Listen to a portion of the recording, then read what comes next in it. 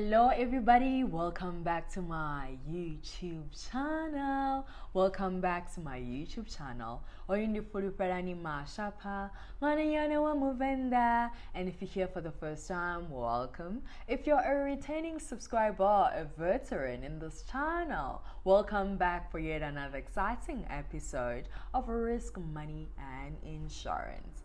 And so today, this is, it's still Jan. We're still trying to set the scene for 2022. And I would just like us today to discuss, top 5 financial books you should read in 2023, but also a top 5 Netflix documentary related to personal finance that you should watch, because some of them I've watched them and they've added so much value in my life, and I thought it is time that I plug you. Well, before any further ado, if you haven't subscribed, please hit the subscribe button below. Don't forget to hit the notification bell so that you get notified whenever I post a new video, which will be on a Thursday at 7 p.m. So now, without wasting time, let's get into the video, right? So the first one, we're going to tackle the personal finance books. So if you see me looking in this direction, it's because my MacBook is here, so I have to check the side for the rankings, right? But I just want to explain that the rankings are in no order, so it's not like I'm saying number 1 is the best and number 5 is like the list. And at the same time, the concept of financial freedom and financial independence has been in my mind for quite a while now. Now, starting off with the top 5 personal finance books you should read in 2023, and I just want to put a disclaimer that they are in no order whatsoever. So I'm not saying number 5 is the best and number 5 is the list and number 1 is the best. All I'm saying is these are really informative books which I've read or which I would like to read in 2023, and I'm just here to plug you. So let's start with this journey, but I mean, a lot of them revolve around just financial freedom and financial independence, and I thought it's a good idea for us to first define those two terms before we continue with the video. So financial freedom is a state of mind. Financial independence, right? You can put a number on it. And I just want to emphasize on the fact that these two terms are used interchangeably in the personal finance space, but to just give like the nitty-gritty details as to how they differ.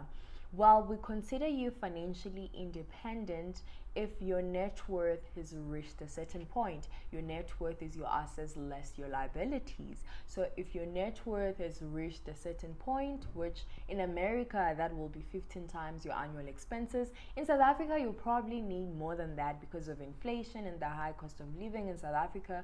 So you might need like perhaps 20 times or whatever instead of just 15, to consider that inflation and all the things are high. Okay, when we speak about financial freedom, that one you cannot ascribe a number to it. So you can't say when your net worth has gotten to this point. But someone can perhaps like not even be a millionaire but still be financially free. What it means is it means different things to different people. Some people consider themselves financially independent after getting out of debt. Other people might consider themselves as financially independent, say for example, after attaining like a certain net worth. Other people might say, if I can go grocery shopping, or if I don't have to worry about price when I do my purchases, whether I'm buying food, groceries, clothing items, furniture, whatever, then I know I am financially free. So it is just a state of mind where you're no longer worried about finances. Finances or price is not the determining factor in your decision, but rather like you consider other things like your values and your passions, all those other things. For someone, it might be leaving my job, my current job, for a low paying job that I'm passionate about. That might be financial freedom for them.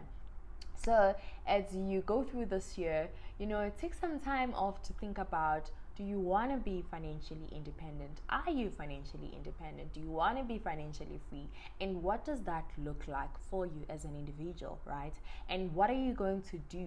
What steps are you going to take to find yourself being financially free or financially independent? But anyways, let's get to the 5 books that I recommend you guys should read in 2023.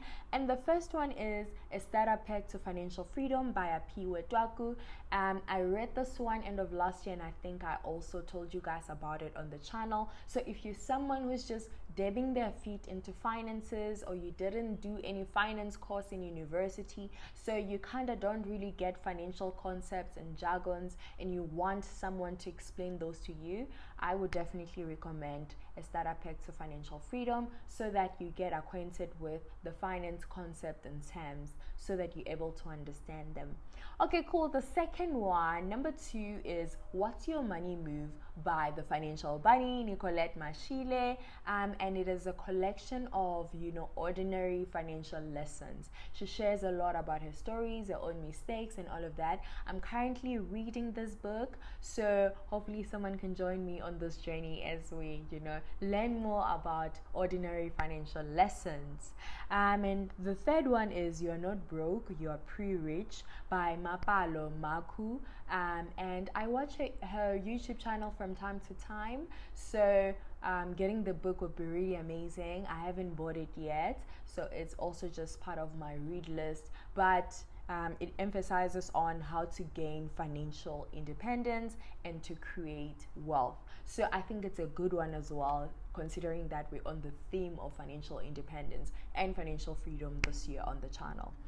And then number 4 is Become Your Own Financial Advisor by Warren Ingram. I read this one in 2019, and from time to time I find myself going back to refer to some of the points or some of the issues he raised. I feel like personally it's a timeless book, because I've been reading it, I've been referring back to it, and you can read the chapters independently depending on what's happening in your life, whether you just want to know about retirement, or you just want to know about savings, or you just want to know about properties. Like, you can refer to it anytime. So that's what I love about it. It's a timeless piece, and I think I just might go back to revisit some of the concepts this year. And then number 5, it's number 5 for a reason, Baby Steps Millionaires by Dave Ramsey. I listen to the Dave Ramsey show from time to time. I can't say I'm like consistent, but like whenever I feel like I have these phases where I'm into podcasts and I'm listening to leadership leadership podcasts, and I listen to Dave Ramsey. I listen to a couple of people. So when I do have my moments, I listen to him and how he's helping people get out of debt and all of that. So it would be really cool to find out, the secrets, behind this Baby Steps Millionaire. I have to say, like, it's expensive. You have to save up for it. It's around 800. So you might need to just set aside, money to say, I'm buying Baby Steps Millionaires by Dave Ramsey. So guys, that is the list of the 5 books, personal finance books, I believe you should read in 2022. Without any further ado, let's get to the second part of the video, right? Where we're talking about Netflix documentaries, also relating to personal finance and money, that you should watch. You should definitely watch in 2023. And of course, there are some of them that I haven't read myself, I haven't watched myself. There are others that are like on my watch list and others that I've watched. So number 1 is Money Explained. A friend actually recommended this one, and I watched it and I was mind blown. They like literally explain money so well, from like where debit cards came from, where plastic money came from, like student loans, interest rates, credit cards, all those things. Like, how do you make most out of credit cards and how do they work, student loans, but the context is America. Of course, we rarely have something like this for South Africa. I feel like it will be good to have something similar for South Africa, but like the principles, the fundamentals are the same. So you might as well go there, learn as much as you can. It's quite interesting. I enjoyed it. The second one is Get Smart with Money. Here they take like a couple of individuals. I remember there was a football or baseball player. There was a random lady who was artistic and all of that. So they take normal individuals with different occupations and they try to help them, like, with their finances, there was a couple with 2 kids that wanted to be financially independent or financially free. They wanted to retire early and all of that. For me, which is quite interesting to see, like, they're living comfortably, and they ended up selling their house, getting a smaller house and all of that. So it was quite interesting seeing, what they're trying to do in order to make sure that at the end of the day they are financially independent. I mean, a lot of people say they aspire to be financially independent, but very few individuals actually do something about being financially independent. So it was really, really a great tour to see, like, how people progressed. Someone was just bad with spending, they were living from paycheck to paycheck. So it was really interesting to see all those strategies coming into play. And then number 3, this is the one I'm yet to watch it. I've just watched, like, I think the first 5 minutes of the very first episode, and it is Inside Bill Gates' brain. Like everybody knows Bill Gates, and I really just want to listen to what he has to say, or what people close to him have to say about him and his brain and how it works and all of that. And from like the 5 minutes that I saw, they were talking around how he himself was saying, I just want my brain to keep working. I don't want my brain to like stop. And he's obsessed with like complexities and solving complexities. So it'll be really interesting to just see like the rest of it. And number 4 is The Smart Money Woman. It's a Nigerian series. I was like proud to see, financial education content from Africa on Netflix. I think that's amazing. And as well as a continent, I feel like our challenges are more or less similar. So this one hit close to home because it's Africa, baby. So you can definitely watch this one. It's mainly around a young lady who's into bougie lifestyle, but she cannot afford it. So she's living like from paycheck to paycheck. She's forever broke, and her navigating her finances and like being someone who's more structured, more realistic, and someone who's now trying to figure out this financial thing. And then she falls in love with a billionaire. Was it a billionaire or something? It's quite interesting. But Nigerian movies, someone has to fall in love. We gotta have a wedding. Ay, chai. And then the last one is The Minimalist, right? So what is a minimalist? It's someone who lives a lifestyle that is uncluttered. So they just have what they need. And for me, this is sort of like an interesting concept that I want to explore. And I will be definitely watching this one to see how minimalists are living out there, because I find it like interesting. I try to like discard and declutter what I don't need, but I don't usually succeed most of the time. So just getting like points around how to navigate such and be a minimalist, and not just buy like a million stuff that you don't need, whereas you could be using or redirecting that money towards something else. But anyways, guys, I hope you enjoyed this video. Don't forget to give it a thumbs up if you like this kind of content. Don't forget to share as well with your friends and their friends and all your social media networks, and leave a love note in the comment section. What do you think are some of the books that I should also consider? I guess you guys are also reading some of the things on your own. There are books that are sort of in your bucket list that you want to read, so definitely drop them in the comment section. And also just around documentaries that you guys have found. There was another one that I found on YouTube. It was quite long.